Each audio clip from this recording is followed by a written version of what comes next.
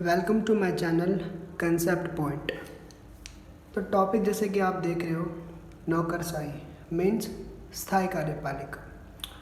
तो स्थायी कार्यपालिका की अगर हम बात करें तो फर्स्ट जो आपका पार्ट था उसी में हमने देख लिया था, मतलब कि उसी में हमने समझ लिया था कि स्थायी कार्यपालिका किसे कहते हैं। ठीक है, स्थायी कार्यपालिका का दूसरा जो नाम होता है उसे हम नौकरशाह कहते हैं। नौकरशाह बेसिकली इन्हें क्यों कहा जाता है, क्योंकि अगर हम बात करें अपने इंडिया की तो हमारे इंडिया में जितने भी लोग गवर्नमेंट जॉब करते हैं, ठीक है, तो गवर्नमेंट के अंदर में रह के जॉब करते हैं, तो इन्हीं लिए उन्हें नौकरशाह कहते हैं। ठीक है, तो नौकरशाह बेसिकली हम इसमें किस टॉपिक पे डिस्कस करने वाले, किस टॉपिक को कवर करने वाले, तो वो है स्थायी कार्यपालिका। राइट, अगर हम बात करें स्थायी कार्यपालिका की तो वीडियो स्टार्ट करते हैं स्टेप बाय स्टेप। अगर हम बात करें स्थायी कार्यपालिका की तो स्थायी कार्यपालिका के अंतर्गत वह लोग आते हैं जो कार्यपालिका में स्थायी होते हैं, जो मंत्रियों की योजनाओं को लागू करने का कार्य करती है। ठीक है, आपको बस इतना समझना है कि स्थायी कार्यपालिका कौन है, जिनकी जो कार्यकाल है, ठीक है, वो स्थायी होता है, मतलब कि इनका जो कार्य वो स्थायी होता है।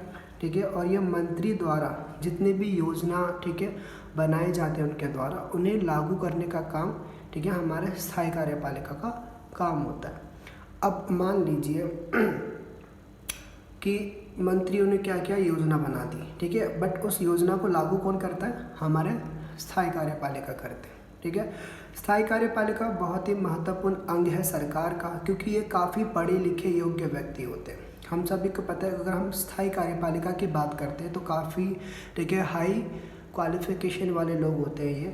ठीक है, काफ़ी पढ़े लिखे, मतलब कि काफ़ी कैपेबल, बहुत सारी क्वालिटीज़ होती है, बस आपको इतना समझना है। और ये गवर्नमेंट का क्या है, एक बहुत ही इंपॉर्टेंट पार्ट है या सिग्निफिकेंट पार्ट है, आप कह सकते हो। ठीक है, तीसरा कि इनका कार्य कानून को लागू करना, कानून निर्माण करना, सरकार के अंतर्गत कार्य करना।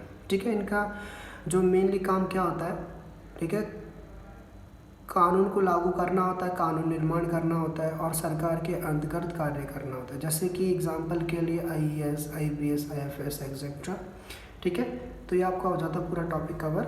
अब हम करते हैं नेक्स्ट पार्ट की तरफ। ठीक है, नेक्स्ट पार्ट में आपका क्या है, सिविल सेवकों का चयन। तो इसमें एक क्वेश्चन आता है कि स्थायी कार्यपालिका, जैसे हम नौकरशाही भी कहते हैं, उसका चयन कैसे होता है, इनका चयन कैसे होता है। तो इसका मैंने मतलब कि आपके बुक में 3 बेसिकली दे रखे थे, जो इम्पोर्टेंट है वही लिखा मैंने। ठीक है, तो इनका चयन कैसे होता है, देखो, लोक सम सेवा आयोग के माध्यम से, जिसे UPSC कहते हैं। ठीक है, इस प्रतियोगी परीक्षाओं के आधार पर इनका चयन होता है। तो हम सभी को पता है UPSC एक, ठीक है, क्या है, प्रतियोगी एग्ज़ाम है, जिसे हिंदी में लोक संघ सेवा आयोग, ठीक है, कहते हैं। तो यही चयन करते हैं किनका, जो स्थायी कार्यपालिका होता है उनका। ठीक है, दूसरा पॉइंट है, बिना भेदभाव के सभी सदस्य का चयन होता है, जैसे कि धर्म, जाति एक्सेट्रा। आपका धर्म कुछ भी हो, जाति कुछ भी हो, ठीक है, आपको आपके साथ डिस्क्रिमिनेशन वाला बिहेव नहीं किया जाएगा। ठीक है, आपको भी सभी के प्रति, मतलब कि सभी के जैसे सम्मान माना जाएगा, चाहे आप हिंदू हो, मुसलमान हो, कोई भी हो। ठीक है, आपके साथ डिस्क्रिमिनेशन नहीं किया जाएगा। तीसरा पॉइंट, सभी सदस्यों को सम्मान अवसर प्रदान किया जाता है।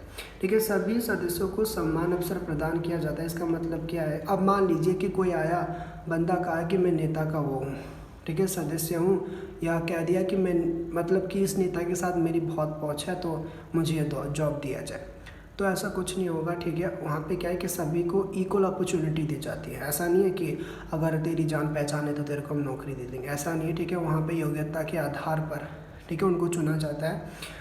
और जिस मशीनरी की मैं बात कर रहा हूँ, जो मशीनरी उनको सेलेक्ट करती है, उसे हम कहते हैं लोक संघ सेवा आयोग। ठीक है, जिसे हम इंग्लिश में UPSC कहते हैं, यूनियन पब्लिक सर्विस कमीशन। ठीक है, तो आई होप ये भी आपको समझ में आया हो कि जो हमारे स्थायी कार्यपालिका, मतलब कि नौकरशाही जिसे हम कहते हैं, उनका चयन कैसे होता है। 3 तरीके से, एक UPSC, ठीक है, प्रतियोगी परीक्षा, इसके माध्यम से। दूसरा क्या है, किसी के साथ भी डिस्क्रिमिनेशन वाला बिहेव नहीं किया जाता है। तीसरा क्या है कि सभी सदस्यों को समान अपॉर्चुनिटी दी जाती है। ये आपको समझ में आया हो। अब हम चलते हैं तीसरे टॉपिक पे। ठीक है, तीसरा, जैसे कि मैंने आपको पहले बताया, संघ लोक सेवा आयोग सिविल सेवकों के सदस्य की भर्ती करता है। ठीक है, जो कि बेसिकली गवर्नमेंट के अंडर में काम करते हैं। लोक सेवा आयोग, ये बेसिकली कहाँ पे, ये प्रांतीय स्तर पे हमको देखने को मिलता है, जैसे कि राज्य के प्रशासनिक अधिकारी, ठीक है। ये भी बेसिकली आप कह सकते हो कि आईपीएस के, ठीक है, लेवल का ही होता है, उतना ही पावरफुल होता है। अब हम देखते हैं सिविल सेवकों के वर्गीकरण, ठीक है। जो सिविल सेवक है मतलब कि जो सरकार के अंडर में रह के काम करते हैं, जनताओं के लिए काम करते हैं, उनको कितने, ठीक है, मतलब कि इनकी जो सेवाएं हैं, ठीक है, इन्हें कितने कैटेगरी में डिवाइड किया गया, मतलब कि कितने भागों में वर्गीकृत किया गया।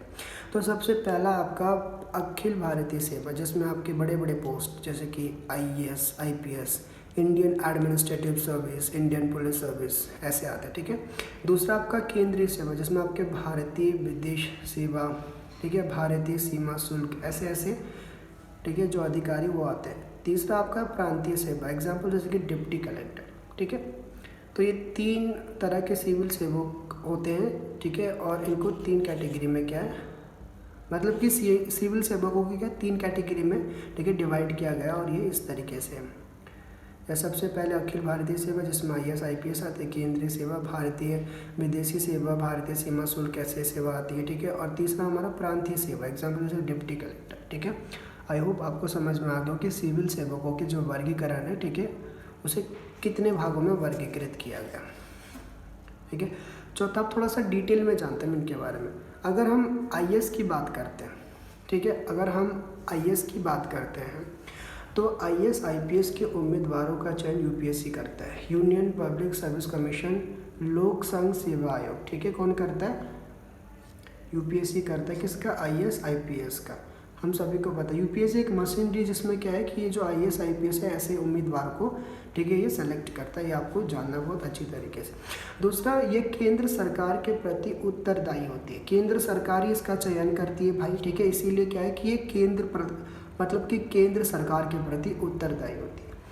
तीसरा आपका क्या है, केंद्र सरकार ही इनके प्रति कार्रवाई कर सकते हैं। अब मान लीजिए कि आईएएस आईपीएस किसी राज्य में, ठीक है, कार्य के लिए गए, मतलब कि उनको वहाँ पे क्या है, कार्य के लिए भेज दिया गया, किसी कार्य के लिए, ठीक है। तो वहाँ पे क्या है कि वहाँ पे जाके अब किसी ने कंप्लेन कर दिया कि ये सही से काम नहीं कर रहे हैं, किसी ने इन पे इल्ज़ाम लगा दिया करप्शन कर रहे हैं, ठीक है। तो इन पे जो एक्शन लिया जाएगा, ठीक है, वो कौन लेगा? केंद्र सरकार, मतलब कि सेंट्रल गवर्नमेंट, ठीक है। जो स्टेट गवर्नमेंट है वो इन पे एक्शन नहीं ले सकती, ठीक है, इन पे हस्तक्षेप कुछ भी नहीं कर सकती। सिर्फ कौन कर सकता है? केंद्र सरकार। क्यों? क्योंकि ये केंद्र सरकार के प्रति उत्तरदायी होते हैं, केंद्र सरकार इनको, ठीक है, मतलब कि इनका चयन करती है, इसीलिए, ठीक है। चौथा है आपका आम जनता की पहुँच इनसे आसान नहीं होती। क्यों? क्योंकि बड़े बड़े भाई ये मतलब कि वो होते हैं, ठीक है, आप कह सकते हो कि अधिकारी होते हैं, ठीक है। पहले इनसे मिलने के लिए आपको अपॉइंटमेंट लेना पड़ता है, फिर इसके बाद पता नहीं कितने सारी प्रॉब्लम्स को फेस करके, ठीक है, तब जाके आप इनसे मिल पाते हैं, ठीक है। तो 4 है पॉइंट जो आपको समझने हैं। और कमियां मैंने यहाँ पे लिख रखा है कि इनकी क्या कमियां हैं कि योग्यता होने के बाद भी नेताओं के नियंत्रण में कार्य करना पड़ता है। नेता जो कहता है, ठीक है, इन्हें वही करना पड़ता है, ठीक है।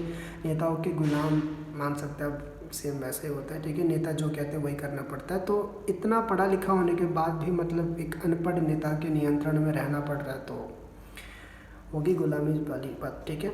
तो दूसरा, राजनीति हस्तक्षेप से बचाने का कोई प्रबंध नहीं है। अब देखो, राजनीति हस्तक्षेप से बचाने का कोई प्रबंध नहीं है। फिल्मों में देखा होगा आपने सीन्स, बहुत ऐसे सीन्स है जो ये स्पष्ट करता है कि जैसे कि कोई व्यक्ति है जो कि जिसका पहचान या पहुंच क्या है, मुख्यमंत्री या किसी मंत्री से होता है, राइट।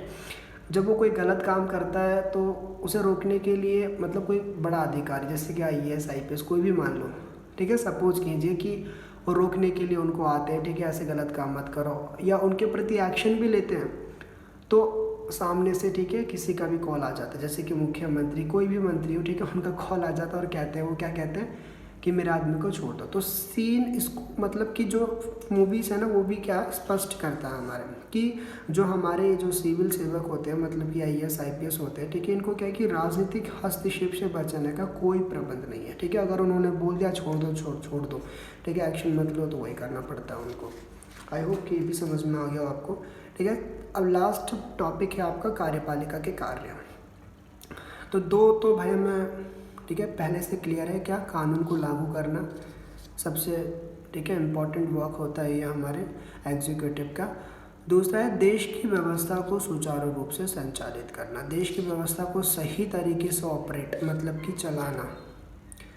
तीसरा कानून निर्धारित करना, ठीक है, कानून निर्धारित कौन करता है, हमारे कार्यपालिका ये करता है। चौथा मंत्रियों को नियुक्त करना, अब कौन मंत्री, ठीक है, मतलब कि कौन मंत्री किस चीज़ का मंत्री बनेगा ये भी कौन डिसाइड करता है, हमारी कार्यपालिका। सो वीडियो आपका होता है ख़त्म, ठीक है, ये लास्ट आपका पार्ट था। तो मिलते हैं अब एक नए चैप्टर में, ठीक है, मतलब कि इससे आगे वाला जो चैप्टर है आपका विधायी का, अब उस पर वीडियो आएगी। कार्यपालिका आपका कम्प्लीटली ख़त्म हो गया। थैंक यू सो मच, मिलते हैं नेक्स्ट चैप्टर में।